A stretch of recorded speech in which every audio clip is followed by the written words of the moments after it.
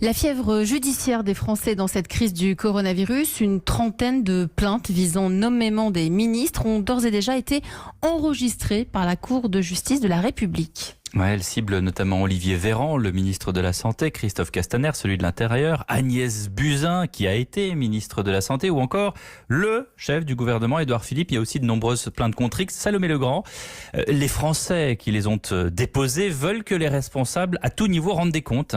Oui, parmi eux, certains ont perdu un proche et ont déposé plainte pour homicide involontaire. D'autres ont été malades ou directement exposés. Ils invoquent la mise en danger de la vie d'autrui. Et puis, certains citoyens qui n'ont rien eu de spécial pour l'instant s'appuient sur un article peu connu du Code pénal, le 223-7, qui punit l'abstention volontaire de prendre des mesures pour combattre un sinistre. Hervé et Stéphane, par exemple, ne font pas confiance à la commission d'enquête parlementaire pour avoir des réponses. On n'a pas fermé les aéroports en temps voulu, on n'a pas préparé les stocks de masques, ils n'ont pas réquisitionné d'usines en amont pour pouvoir faire face à la pénurie d'équipements. Une accumulation de fautes, que ce soit porté sur la place publique et qu'on ait des réponses réelles sur cette mauvaise gestion de crise. S'ils reconnaissaient leurs erreurs, je n'aurais pas porté plainte. Moi, j'ai eu le sentiment de mettre mes employés un peu en danger. Je doute très bien que rien ne se passera.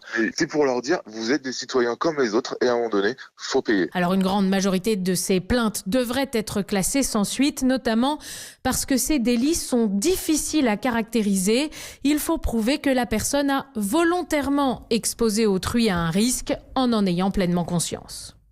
Salomé Legrand.